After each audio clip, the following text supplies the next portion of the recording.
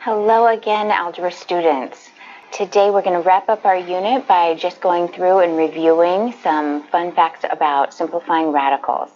So if we go way back to the beginning, if we see something like the first problem on your notes, we've got the square root of 48. So what we can do is we can do a factor tree to think about what two numbers multiply to get 48. And there are some differences here. You might have picked 4 and 12. I picked 8 and 6. It's fine. Because what we can do from here is we can keep going. 8 is 4 times 2, and 6 is 3 times 2. So I branched this out, and I noticed already I have two 2's right there. Now, I also know that there's no 3 in 4, so I boxed off my 3, because that's going to be a loner. And then 4, we can expand a little bit more into 2 times 2. So now remember that your pairs come outside the radical, and your loners stay home. Okay, so the 3 is going to stay inside the radical, and then the 2's will come out, one from each. So it'll be 2 from one of these and 2 from the other. They get multiplied.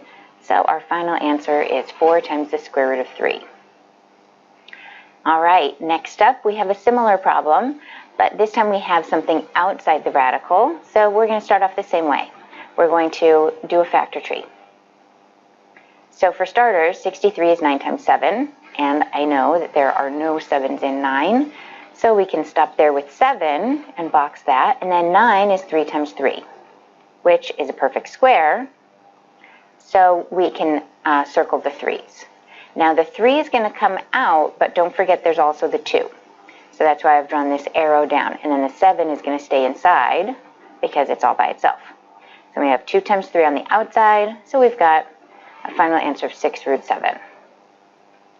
All right, next up we have multiplication, and we went over this in section 11.4, so if you need to brush up, you can go back to that. And so what we're going to do here is remember that we can combine the two under one radical. Multiplying and dividing you can combine. And so I'm not going to actually do the multiplication, I'm just going to write them under one radical. The reason for that is there's no reason to complicate things because we're just going to do factor trees from here. So I'm going to bring 6 down because I know that there's a 6 and 12. So I'm going to do 12 as 6 times 2, and then I don't have to factor out the 6. So now I already have a pair. If you kept going, that's fine. You would just end up multiplying your 2's and your 3's on the outside. So that 6 comes out, the 2 stays in. Okay, next up we have a rationalization problem.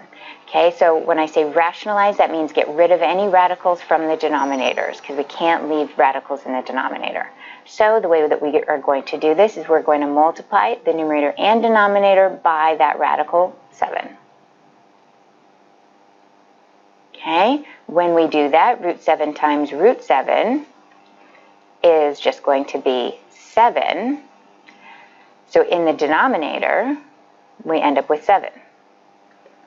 Now in the numerator, we're just going to multiply 3 times root 7. Root 7 doesn't simplify, so we're just left with 3 root 7 over 7. Remember, you can't simplify and reduce when one member is under the radical and one is not. They have to either both be underneath or both be outside. Okay, next up we've got some division problems. And for these, it depends on the problem, the way that you want to face it. When I'm looking at this first one, I'm recognizing 36 and 100 are both perfect squares.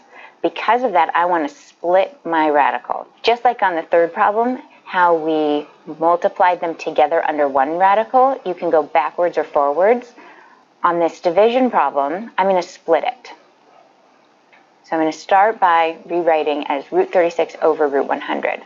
The reason I did that is because I know that 36 is 6 squared and 100 is 10 squared. So now I can take the radical of each, and I have 6/10.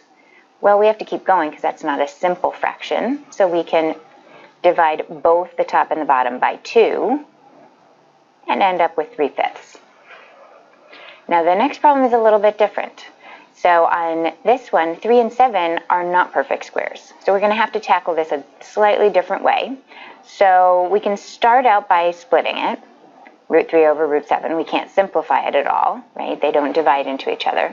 And now it's sort of like that previous rationalization problem. We can't leave root 7 in the denominator. So we have to multiply by root 7 over itself.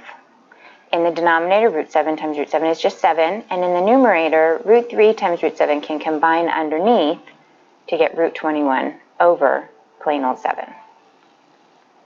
Notice that the radical is no longer in the denominator.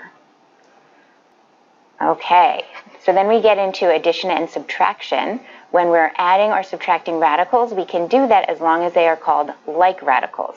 And a like radical means that it has exactly the same number or expression underneath the radical. So our first problem, we have root 7 and root 7. They're like radicals, so we're going to add the coefficients 2 and 6 and keep the root 7.